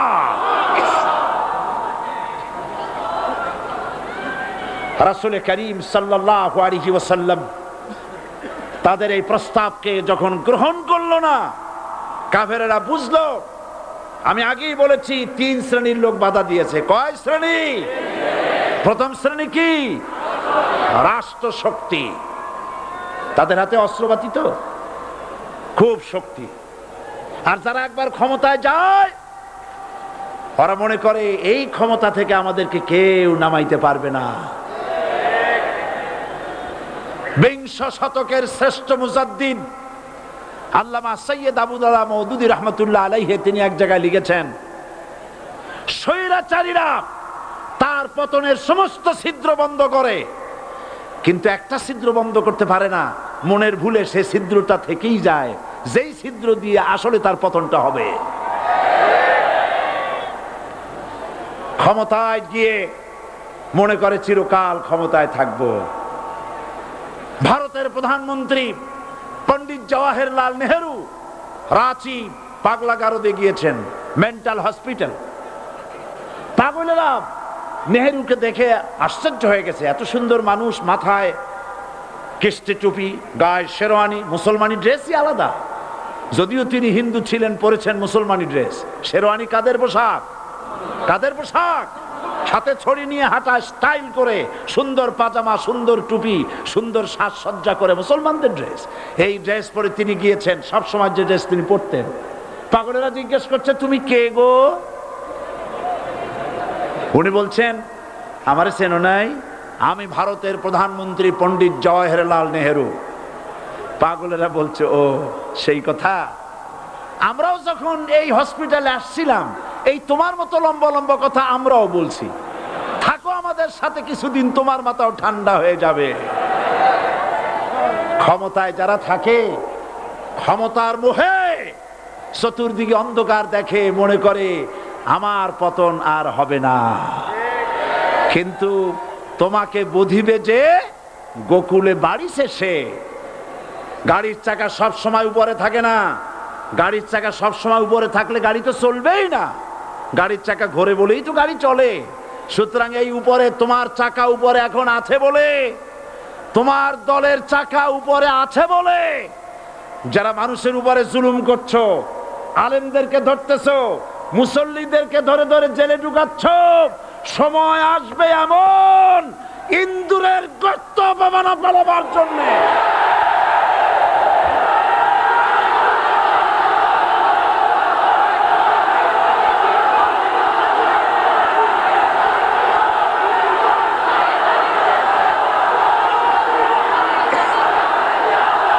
আবু জাহেলের গোষ্ঠী মনে করেছে সোজা আঙ্গুলে ঘি যখন উঠলো না, আঙ্গুল বাঁকা করতে হবে। শুরু হয়ে গেল অত্যাচার, শুরু হয়েছে না? হযরত সুমাইয়া রাদিয়াল্লাহু তাআলা আনহা কি নির্মম ভাবে, নিষ্ঠুর ভাবে তাকে শহীদ করা হলো। খাব্বাব, খুবাইব, হযরতে খাব্বাব রাদিয়াল্লাহু তাআলা আনহুকে দেখে হযরত ওমর একদিন বলছিলেন, খাব্বাব তোমার পিঠে এত গর্ত কেন? এত গর্তওয়ালা পিঠ আর এত চিকুন কোমর আমি তো জীবনেও দেখিনি। হযরতে খাব্বাব বলেছেন, ওমর জানো না, ইসলাম কবুল করার অপরাধে, কালেমা পড়ার অপরাধে কাফির বেঈমানেরা আমাকে মারধর করেছে। যখন আমি তাদের মারে কালেমা ছাড়ি নাই, তখন আগুন জ্বালায়া আগুনের আংটার উপরে, আংটা আগুনের উপরে আমাকে চিৎ করে শোয়ায়া, আমি যেন নড়াচড়া করতে না পারি সেজন্য আমার বুকের উপরে পাথর চাপা দিয়া রেখেছে। আগুনে গোশত পুড়ে পুড়ে আগুন ভিতরে ঢুকেছে, গায়ের রক্ত আর চর্বি গলে গলে পড়ে আগুনগুলো নিবেছে। ওই পিঠে যে গর্ত হয়েছে আজও পর্যন্ত সেই গর্ত মিটে যায় নাই। হযরত খাব্বাব রাদিয়াল্লাহু তাআলা আনহু বলছেন, বুখারী শরীফে হাদিসে ভাবে এসেছে, ওয়ান খাব্বাব বিন আরিত রাদিয়াল্লাহু তাআলা আনহু আন্নাহু ক্বাল শাকাউনা ইলা রাসূলিল্লাহি সাল্লাল্লাহু আলাইহি ওয়াসাল্লাম ওয়া হুয়া মুতাওয়াসসাদুন বুরদাতুন লাহু ফি জিল্লিল কাবা। আমি গেলাম রাসূলুল্লাহর কাছে, যে দেখি হুজুর বাইতুল্লাহ শরীফের ছায়ায় আরাম ফরমাচ্ছেন। আমি কাছে গিয়ে বললাম, আলা তাস্তানসিরু লানা, আলা তাদউ লানা ইয়া রাসূলুল্লাহ। হে রাসূল, আপনি কি আমাদের জন্য দোয়া করবেন না? আপনি কি আমাদের জন্য আল্লাহর কাছে সাহায্য প্রার্থনা করবেন না? মার খেয়ে খেয়ে তো শেষ হয়ে গেলাম। শুনতেছেন আপনারা? আল্লাহর নবী উঠে বসলেন, বললেন, খাব্বাব শোনো, তোমাদের আগে যারা এই পৃথিবীতে এসেছিলেন দ্বীনের দাওয়াত দেওয়ার জন্য, সমকালীন রাষ্ট্র শক্তি তাদেরকে ধরতো, ফায়ুখাজুর রাজুলু ফায়ুহফারু লাহু ফিল আরদ, তার জন্য তারে ধরে নিয়া মাটির মধ্যে গর্ত করত, ফায়ুজআলু ফিহা, এরপরে সেই গর্তের ভিতরে তাকে কোমর পর্যন্ত গেড়ে দিত। সুম্মা ইউতা বিল মানশার, এরপরে করাত আনা হতো, ফায়ুদাউ আলা রাসিহি, এরপরে করাতটা মাথার উপরে রাখা হতো, ফায়ুজআলু নিসফাইন, এরপরে করাত দিয়া চিরে চিরে জীবিত মানুষটাকে দ্বিখণ্ডিত করে ফেলে দিত। মা ইয়াসুদ্দুহু যালিকা আন দীনি, এত কষ্ট দেওয়ার পরেও, এত জুলুম করার পরেও দ্বীনের দায়ীদেরকে এক চুল পরিমাণ আল্লাহর রাস্তা থেকে তারা সরাই দিতে পারে নাই। ওয়াল্লাহি, ও খাব্বাব, আমি আমার আল্লাহর নামে কসম করি। ও মুসলমান, কে কসম করতেছে? আল্লাহ রাসূল। আমি আমার আল্লাহর নামে কসম করি, ওয়াল্লাহি লা ইউতাম্মান্নাল্লাহু হাযাল আমর হাত্তা ইয়াসির রাকিবু মিন সানা ইলা হাজরামাউত। সেদিন বেশি দূরে নয়, ইয়েমেনের রাজধানী সানা থেকে শুরু করে সৌদি আরবের হাজরামাউত পর্যন্ত হাজার হাজার মাইল, এই দীর্ঘ পথে যুবতী নারী তার সৌন্দর্যের পশ্চা নিয়া, আর ধনাঢ্য ব্যক্তিরা, সওদাগরেরা তাদের টাকা পয়সা নিয়া একাকে নিয়ে অথবা দলবদ্ধ ভাবে মানুষেরা যাতায়াত করবে। লা ইয়াখাফু ইল্লাল্লাহ, মানুষের মনের মধ্যে কোনো ভয় থাকবে না। এমন একটা সময় আসবে, ওয়ালাকিন্নাকুম তাস্তাজিলুন, অথচ তোমরা বড্ড তাড়াহুড়ো করছো। তাড়াহুড়ো করো না, অপেক্ষা করো, ধৈর্য ধরো, মার খাও, জেলে যাও, শহীদ হও, আল্লাহর রাজ কায়েম হবেই হবে।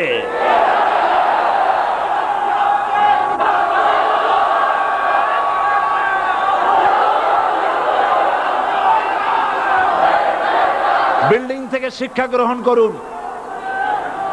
বিল্ডিং, ইমারত, দালান থেকে শিক্ষা গ্রহণ করুন। এই যেটা দালান আছে না পাশে, দেখতে পাচ্ছেন? এই দালান কি দিয়ে তৈরি করা হয়েছে বলেন? ইট। সমস্ত ইটেরা যদি ধর্মঘট করত, আমরা কেউ মাটির তলায় যাব না, কেউ আমরা আগুনে পুড়ে ঝামা হব না, পিক হব না, কেউ আমরা টুকরা টুকরা হব না, সবাই থাকবো উপরে উপরে, তাহলে কি দালান হইতো নাকি? এই বিল্ডিং নির্মাণ করতে গিয়া ইটের যে স্যাক্রিফাইস, হাজার হাজার ইটকে পিক হতে হয়েছে, পুড়ে যেতে হয়েছে, খোয়া হতে হয়েছে, ভেঙে টুকরা টুকরা হয়ে 50 ফিট মাটির নিচে যেতে হয়েছে। তারপরে ইমারত গঠন হয়েছে, সুন্দর দালান তৈরি হয়েছে।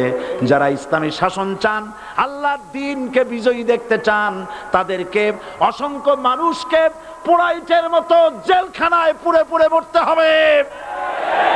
অসংখ্য মানুষকে ফাঁসির কাস্টে ঝুলতে হবে, গায়ের রক্ত দিতে হবে, শহীদ হতে হবে, তারপরে ইসলামের ইমারতটা কায়েম হয়ে যাবে। শায়ের, কবি কি সুন্দর করে বলছেন, কবি সুন্দর করে বলছেন, ये शहादत गाहे उल्फत में कदम रखना, ये शहादत गाहे उल्फत में कदम रखना, लोग समझते हैं आसा है मुसलमान होना। মানুষেরা মনে করে মুসলমান হওয়া খুব সহজ জিনিস। না, মুসলমান হওয়ার অর্থ হলো শাহাদাতের ঈদগাহে শামিল হয়ে যাওয়া।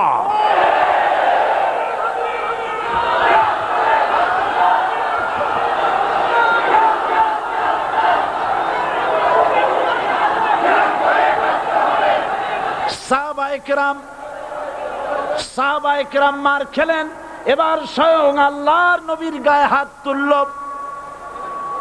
আবু জাহেল এসে হুজুরকে মারলেন, গলায় চাদর দিয়া এমন জোরে টান মেরেছে, রাসূলুল্লাহ পড়ে গিয়েছেন। হাদিসে এসেছে হুজুরের চোখ মোবারক ঠিকরে পড়ে যেতেছে, চেহারা মোবারক লাল হয়ে গিয়েছে, জমিনের উপরে আছাড় মেরে ফেলেছে। রাসূলের এই অবস্থা দেখে হযরতে হামজা তখনও কাফের ছিলেন, শিকার থেকে এসে তিনি এই দৃশ্য দেখলেন, দাসীর মুখে শুনলেন, ছুটে চলে গেলেন আবু জাহেলের বাড়িতে। যায় বলে, আবু জাহেল রে, তুই মুহাম্মদ সাল্লাল্লাহু আলাইহি ওয়াসাল্লাম মেরেছিস, বল কেন মারলি? এমন ভালো মানুষ তো জীবনে চোখে দেখি নাই, যিনি কোনো মিথ্যা কথা বলেন না, ভালো ভালো কথা বলেন, এক আল্লাহর গোলামি করার জন্য বলেন। এই সব ভালো কথা বলার জন্যই তুই তারে মারলি নাকি? আরে আবু জাহেল, তুই কি মনে করেছিস মুহাম্মদ সাল্লাল্লাহু আলাইহি ওয়াসাল্লাম তার পিতা আব্দুল্লাহ মারা গেছে বলে মুহাম্মদ সাল্লাল্লাহু আলাইহি ওয়াসাল্লাম এতিম হয়ে গেছে মনে করেছিস নাকি? জেনে রাখ, মুহাম্মদ সাল্লাল্লাহু আলাইহি ওয়াসাল্লামের পিতা আব্দুল্লাহ মারা গেছে, কিন্তু চাচা হামজা তো মরে যায় নাই। হাতের ধনুক দিয়া এমন জোরে আঘাত মারলেন, আবু জাহেলের মাথা ফেটে রক্ত ফিনকি দিয়ে বেরিয়ে এলো। হযরতে হামজা ঘরে ফিরে এসে রাসূল করিম সাল্লাল্লাহু আলাইহি সাল্লামের মস্তক মোবারক কোলে উঠায় নিলেন আর বললেন, বাবা তোমাকে মেরেছে বলে আমি আবু জাহেলের মাথাটা ফাটায় দিয়ে আসছি, তুমি খুশি হও। হুজুর বলছেন, চাচা কার মাথা ফাটাইছো এইটা বলে আমারে খুশি করতে পারবা না। হযরত হামজা বলেন, তুমি কি হলে খুশি হবে? হুজুর বলেন, হামজা চাচা গো, আমি খুশি হব যদি একটিবার চাচা তোমার মুখে শুনতে পাই ঈমানের কালেমা। হযরত হামজা বলেন, মুহাম্মদ সাল্লাল্লাহু আলাইহি ওয়াসাল্লাম, আমি বুঝতে পেরেছি তুমি কোনো সাধারণ মানুষ নও। সাধারণ মানুষ হলে পরে তুমি প্রতিশোধে বিশ্বাসী হতে, খুশি হতে। প্রতিশোধে বিশ্বাসী হও নাই, তুমি অবশ্যই আল্লাহর নবী, কোনো সন্দেহ আমার নাই। তুমি সাক্ষী থাকো, আমি পড়ে নিলাম, লা ইলাহা ইল্লাল্লাহু মুহাম্মাদুর রাসূলুল্লাহ। জোরে পড়ে, লা ইলাহা ইল্লাল্লাহু মুহাম্মাদুর রাসূলুল্লাহ। ঘাবড়াবার কারণ নাই। এর অর্থ এই নাই যে আপনারা কালেমার দাওয়াত দিবেন আর রাষ্ট্রশক্তি আপনারে পিটাইতেই থাকবে, আপনার কোনদিন আপনার সুদিন ফিরে আসবে না। বিষয়টা কি এমন না। আমার আল্লাহর ওয়াদা শুনুন, ওয়ালা তাহিনু ওয়ালা তাহজানু ওয়া আনতুমুল আলাউনা ইন কুনতুম মুমিনিন। মুমিন যদি হও আমি তোমাদেরকে বিজয় দান করব। সুবহানাল্লাহ বলেন। আজ যদি আমাদের উপরে বিপদ এসে থাকে তাহলে তার একমাত্র কারণ পূর্ণাঙ্গ ঈমানের অভাব আমাদের মধ্যে রয়েছে, ঠিক কিনা? আজ পৃথিবীতে সব থেকে মার খায় কারা? চিল্লায় বলো।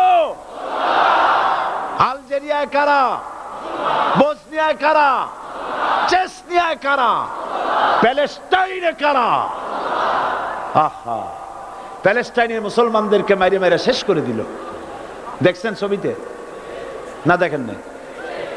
প্যালেস্টাইনের মুসলমানদের যে কে যখন মারা হচ্ছে, বাংলাদেশের প্রধানমন্ত্রী তখন আমেরিকায় ক্লিনটনের সঙ্গে কথা বলতেছেন।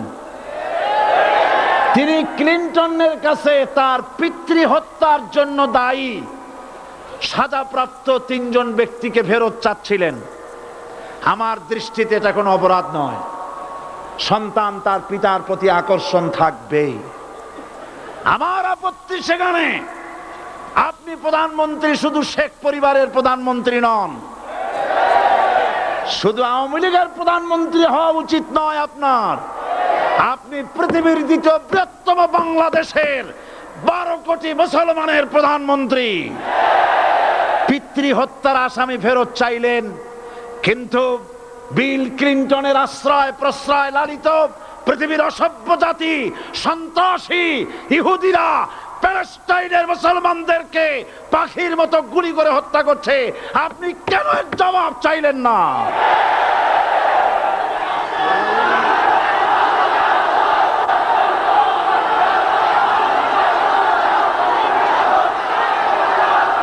জবাব জবাব আপনি চাইতে পারবেন না, কারণ মুনাফিকদের সাহস হয় না, সাহস হয় মুমিন ব্যক্তির। বিল ক্লিনটনকে বলা দরকার ছিল, এই ইসরায়েলকে তোমরাই বসিয়েছো, মধ্যপ্রাচ্যের বিষ ফোড়ায় পরিণত করেছো তোমরা। তবে হ্যাঁ, যুরিবাত আলাইহিমুজ যিল্লাতু ওয়াল মাসকানা ওয়া বাউ বিগাদাবিন মিনাল্লাহ। আল্লাহর গজব আসবে, ইহুদিরা পৃথিবী থেকে নিশ্চিহ্ন হবেই হবে ইনশাআল্লাহ। দেখেছেন তাকায়া প্যালেস্টাইনে ইসরায়েলিরা হেলিকপ্টার, গানশিপ, কামান, বোমা নিক্ষেপ করছে, আর প্যালেস্টাইনের শিশু কিশোর যুবকেরা ইহুদিদের নিক্ষিপ্ত বোমা আর কামানের মোকাবেলা করতেছে পাথর দিয়ে। আমি আমার অন্তরের অন্তঃস্থল থেকে ধন্যবাদ জানাই, মোবারকবাদ জানাই খালিদ বিন ওলীদের উত্তরসূরি, খাব্বাব খোবাইবের উত্তরসূরি প্যালেস্টাইনের ওই সব যুবকদেরকে যারা কাফের বেঈমান ইহুদিদের মোকাবেলা করতেছে ইট আর পাথর দিয়ে। আর আমি আমার অন্তরের অন্তঃস্থলের সমস্ত ঘৃণা দিয়ে আমি ধিক্কার জানাই পৃথিবীর মুসলিম শাসকদেরকে, যারা মুসলমানদের মার দেখে চুপ করে যারা বসে আছে।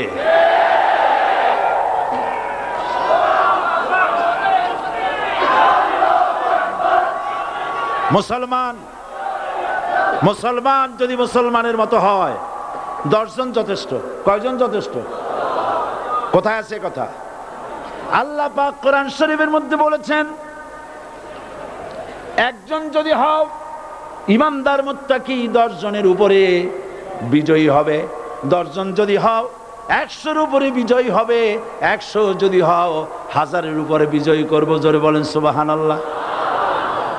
কবি বলতেছেন, ফিজায়ে বদরে পয়দা কুন ফেরেশতে তেরি নুসরত কো উতার সকতে গর্দু সে কতর অন্দর কতর আবি। বদরের মুসলমানদের মতো ঈমান আনো, তাহলে আকাশ থেকে কাতারে কাতারে ফেরেশতা নাজিল করে দিয়ে আল্লাহ পাক তোমাদেরকে সাহায্য করবেন। সুবহানাল্লাহ। সে আল্লাহ আছে না নাই? জোরে বলেন, আছে না নাই?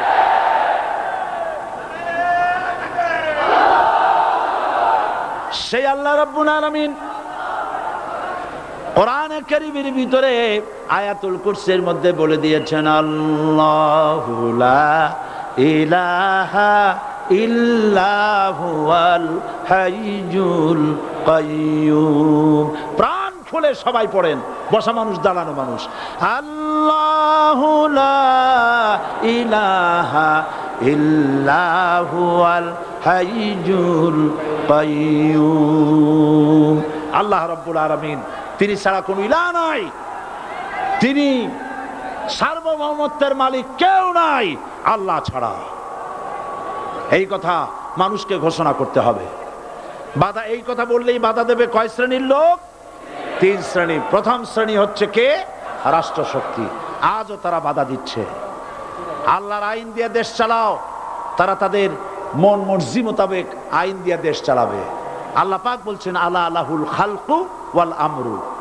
সৃষ্টি যার, আইন চলবে তা। কারো বাবার আইন চলতে পারে না, নিজেদের তৈরি করা আইন চলবে না। ইনিল হুকমু ইল্লা লিল্লাহ। একমাত্র আইন চলবে কার? এই আইন রাসূল করিম সাল্লাল্লাহু আলাইহি ওয়াসাল্লাম মদিনায় কোরআন দিয়ে প্রতিষ্ঠিত করেছিলেন। আল্লাহর বিধান, আল্লাহর সার্বভৌমত্ব কায়েম করেছিলেন।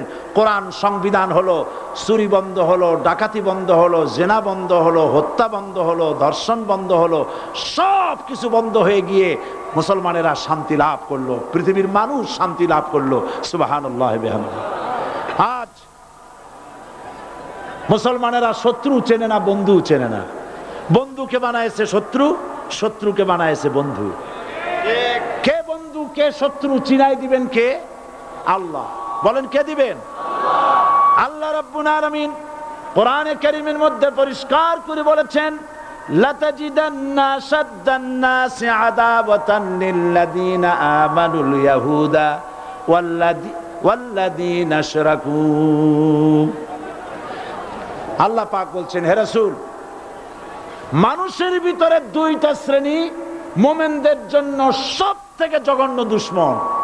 কয়টা শ্রেণী? 2টা। একটা হলো ইহুদ, আর একটা হলো মুশরিক। একটা হলো ইহুদি, আর একটা হলো মুশরিক। এটা হলো তোমাদের দুশমন।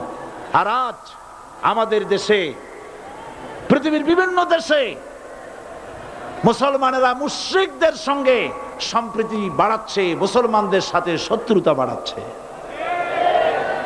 আজ আমার দেশে পূজা পার্বণে বাধা নাই। পূজা পার্বণে বাধা আছে? পূজা পার্বণে বাধা নাই। বাধা কোথায়? কোরআন শরীফের তাফসীর মাহফিলে। কোরআনের তাফসীরের মাহফিলে বাধা দেওয়া হচ্ছে। গান বাজনায় 144 ধারা নাই, কিন্তু কোরআন শরীফের মাহফিলে 144 ধারা দেওয়া হচ্ছে। যারা দিচ্ছে তারা আবার ওমরাও করে, হজও করে। ওরা আমাদের বলে আমরা নাকি ধর্মের নামে রাজনীতি করি। বলে না, আমরা নাকি ধর্মের নামে রাজনীতি করি। আমি বলি, ধর্মের নামে আমরা রাজনীতি করি না, আমরা ধর্মীয় রাজনীতি করি। কথাটা বুঝে আসছে কিনা? ধর্মের রাজনীতি তো সেই ব্যক্তি করে 1996 সনের নির্বাচনের আগে যিনি মাথায় পট্টি বেঁধেছিলেন, যিনি শপথ গ্রহণের সময় হাতে তসবিহ পরেছিলেন, ধর্মের নামে রাজনীতি তিনি করেছেন। আজ আজ অনেকগুলি ডিগ্রি পেয়েছেন তিনি, অনেকগুলি ডিগ্রি পেয়েছেন। কয়টা? মুখস্থ হয়ে গেছে আপনাদের। শকুনেরা, শকুন যদি গরুর গোশত কিনে খাওয়া লাগতো, 80 টাকা কেজি দরে শকুনে এত গোশত কিনে খাইতে পারতো না। লেখাপড়া করে যদি ডিগ্রি নেওয়া লাগতো, এত ডিগ্রি কপালে জুটতো না। পয়সা দিয়া ম্যানেজ করা ডিগ্রি, কিন্তু 9টা নিলে কি হবে? আসল ডিগ্রিটা এখনো বাকি আছে। আসল ডিগ্রি কোনটা?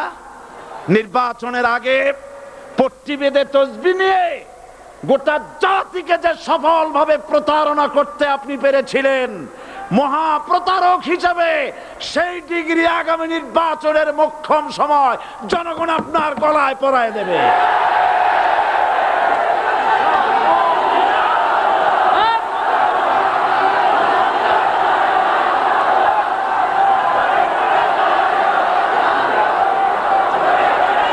সুতরাং ধর্মের নামে রাজনীতি নয়, আমরা ধর্মীয় রাজনীতি করি, আমরা এই কোরআনের রাজনীতি করি।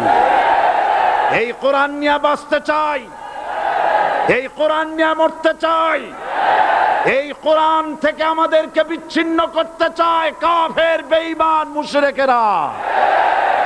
ও আমার জাতি, কোরআন থেকে যারা বিচ্ছিন্ন করতে চায়, তোমরা কি তাদের বিরুদ্ধে জিহাদের জন্য প্রস্তুত থাকবে?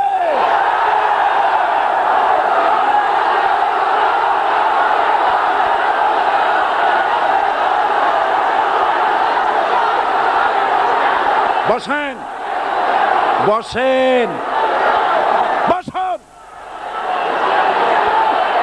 বসেন, বসেন। আমি বুঝতে পেরেছি বিষয়টা কি। আসরের পরের থেকে বসা তো, সুযোগ পাইয়া খাড়া হইয়া কোমর সোজা করলেন। বসেন, সবাই বসেন, কোমর সোজা হয়ে গেছে, বসেন। এত বড় মাহফিল, জীবনে আর একটা পাবো নিশ্চয়তা আছে কি? জোরে বলেন, আছে? আজ আমাকে কথা বলতেই হবে ইনশাআল্লাহ, কারণ আগামীতে আবার আপনাদের সাথে দেখা হবে কিনা আমি জানি না। কথা বলতেই হবে। বসেন, কেউ দাঁড়িয়ে থাকবেন না। আমি দেখতে পাচ্ছি বাংলাদেশের ভাগ্য আকাশে উত্তর গগনে কালো মেঘ জমা হয়েছে, ঝড়ের পূর্বাভাস লক্ষ্য করছি।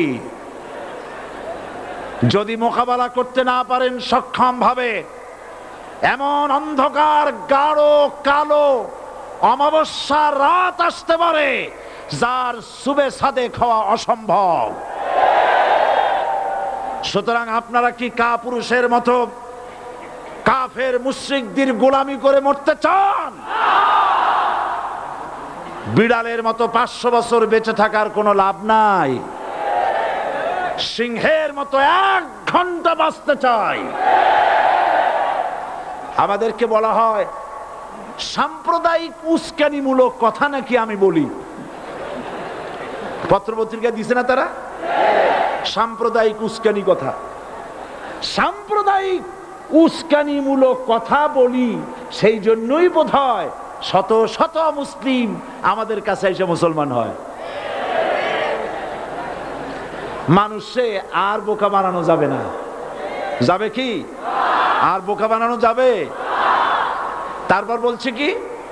এরপরে বলছে, আমাকে বলছে রাজাকার।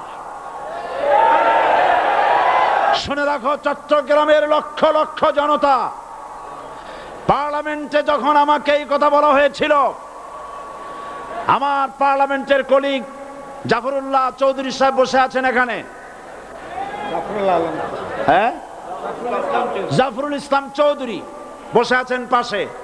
প্রধানমন্ত্রী সুদ্ধা অন্তত 3 শতাধিক পার্লামেন্টের সম্মানিত সদস্যরা সেদিন বসা। 1997 সনের বাজেট বক্তৃতা যখন আমি করতেছিলাম, ডক্টর কুদরতে খোদা, নাম রাখছে কুদরতে খোদা, আসলে গজবে খোদা। এই লোকটি নাস্তিক, ইসলামের চূড়ান্ত দুশমন। তার প্রণীত শিক্ষা ব্যবস্থার যখন সমালোচনা করছিলাম, ট্রেজারি বেঞ্চ থেকে আমাকে বলা হলো রাজাকার। আমি আমার সমস্ত শক্তি একত্রিত করে বলেছিলাম, শুধুমাত্র হিন্দুস্তানের রাজাকারেরাই আমাকে রাজাকার বলতে পারে।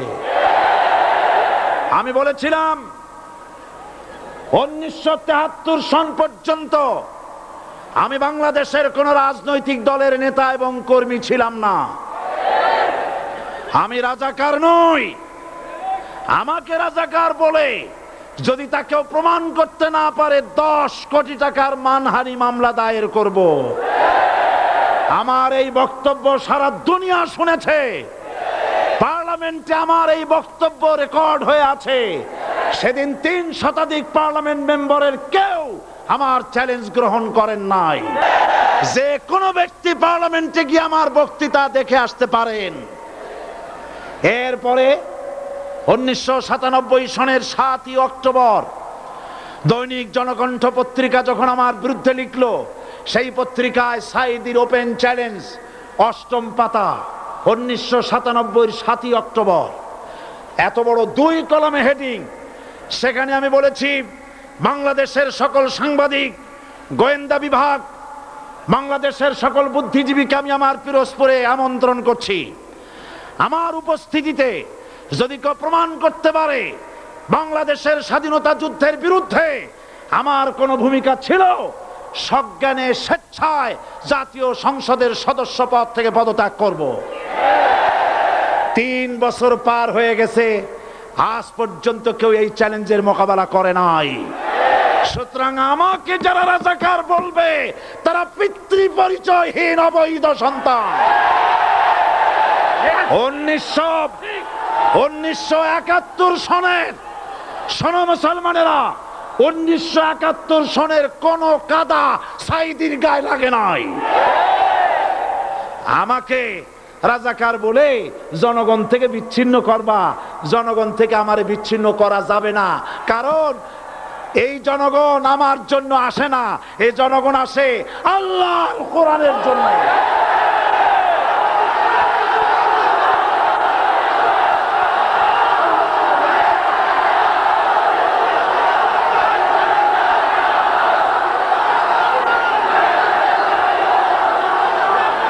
আজকে আজ যারা ইসলামের কথা বলে, তারাই রাজাকার, তারাই মৌলবাদী। মৌলবাদী বললে আমরা অসন্তুষ্ট হই না, কারণ মৌলবাদী শব্দটা আসছে মূল থেকে। মৌল শব্দ এসেছে মূল থেকে। মূলবাদী তার মানে যারা মূলে আছে। মূল হলো কোরআন, মূল হলো হাদিস, মূল হলেন আল্লাহ, মূল হলেন আল্লাহ রসুল। আমরা আছি মূলে।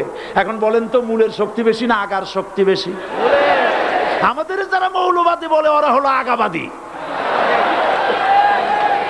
মূলে আছে কত কোটি? 12 কোটি। মূলে আছে কত কোটি? আর আমাদের যারা মৌলবাদী বলে, ওই থাকো গাছের আগায়, আমরা মূলে। লাভালাভি বেশি করবা না, 12 কোটিতে গাছের গোড়া আসতে নানা দেবে, মামু বাড়ি দিল্লি গিয়ে পড়বা, বাংলার জমিনে জায়গা হবে না। এ কথা বিশ্বাস করো। বাংলাদেশের মুসলমানদের শরীরে 1 বিন্দু রক্ত থাকতে শয়তানের তৈরি করা ধর্ম নিরপেক্ষ মতবাদ বাংলার জমিনে কায়েম হতে দেওয়া হবে না, হবে না।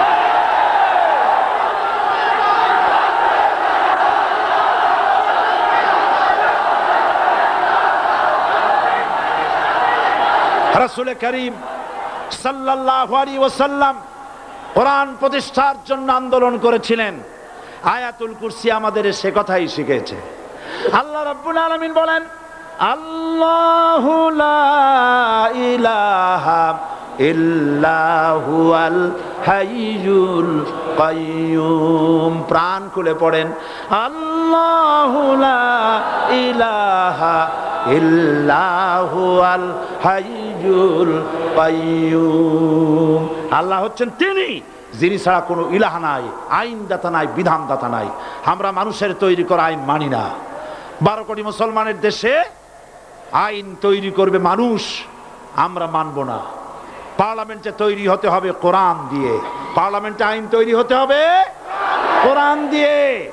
সুতরাং ভয় যতই পান আর যতই ষড়যন্ত্র করেন, 4 দল যখন একত্রিত হয়েছে, ঐক্যবদ্ধ থাকবে, সরকার ঐক্যবদ্ধভাবে গঠন হবে, নির্বাচন ঐক্যবদ্ধভাবে হবে এবং কোরআন হবে, আল কোরআনের পার্লামেন্ট হবে বাংলাদেশে।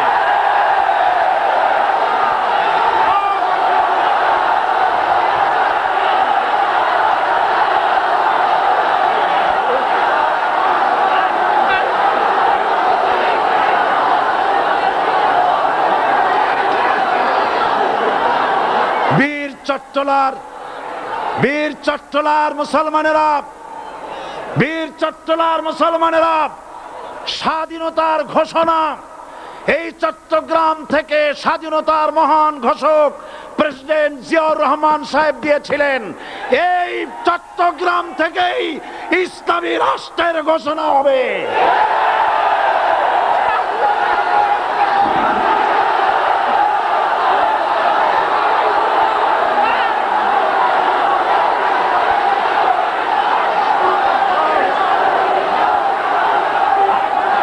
আশাবাদী আপনারা অবশ্যই তা পারবেন। আমি 100% বিশ্বাস করি ইনশাআল্লাহ। কারণ যে ষড়যন্ত্রের মোকাবেলা করে স্থানীয় রাজনৈতিক দলের নেতৃবৃন্দ কোরআনের মাহফিল সিনায় এনেছেন, আমি প্রথম দিনই বলেছি চট্টগ্রাম তাফসিরুল কোরআন মাহফিল কোন রাজনৈতিক দলের প্রতিনিধিত্ব করে না। এটা কোন জামাত শিবিরের একক সম্পদ নয়, এটা চট্টগ্রামের মুসলমানদের কলিজার টুকরা তাফসিরের মাহফিল। সুতরাং এই মাহফিল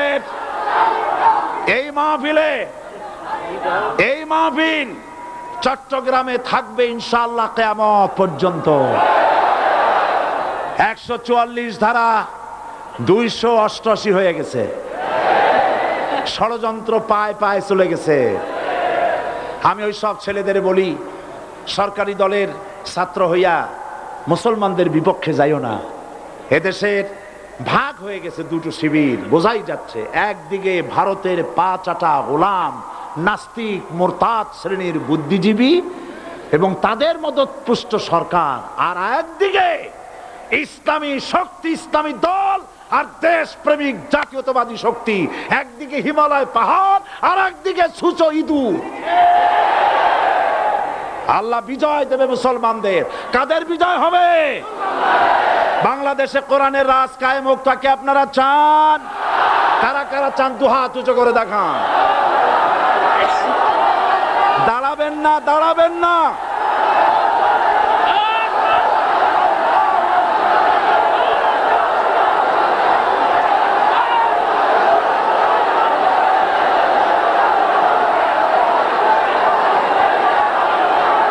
বসুন, বসুন, আবার বসেন, বসুন।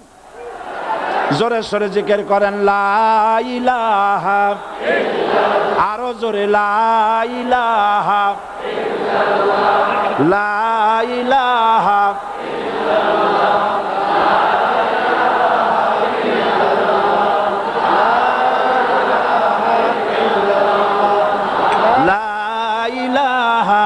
ইল্লাল্লাহ, লা ইলাহা ইল্লাল্লাহ, লা ইলাহা ইল্লাল্লাহ মুহাম্মাদুর রাসূলুল্লাহ।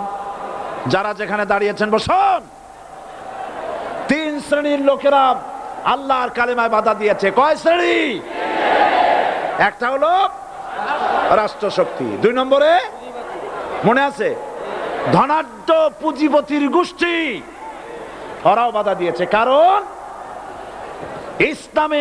ইসলামকে বলা হয় পুঁজিবাদের আশ্রয়স্থল। নাউজুবিল্লাহ। সর্বপ্রথম ইসলাম কবুল করেছে কারা? ধনীরা না গরিবরা? কারা? গরিবেরা।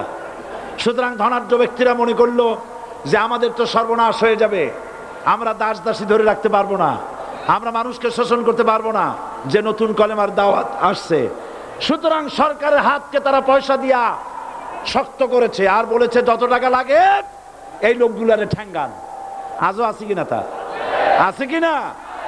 3 নম্বরে বাধা দিয়েছে ধর্মের নামের এক শ্রেণীর কায়েমি স্বার্থবাদী শক্তি, যার সম্পর্কে সূরা তাওবায় আল্লাহ পাক বলেছেন ইন্না কাসীরাম মিনাল আহবারি ওয়ার রুহবান লা ইয়াকুলুনা আমওয়ালান নাস বিল বাতিল ওয়া ইয়াসুদ্দুনা আন সাবিলিল্লাহ।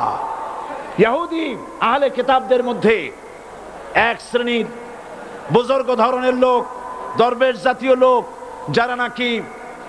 যারা নাকি মানুষের সম্পদকে বাতিল পন্থায় ভক্ষণ করে, ওয়ায়াসুদ্দুনা আন সাবিলিল্লাহ, এবং আল্লাহর রাস্তায় চলার জন্য মানুষকে বাধা প্রদান করে।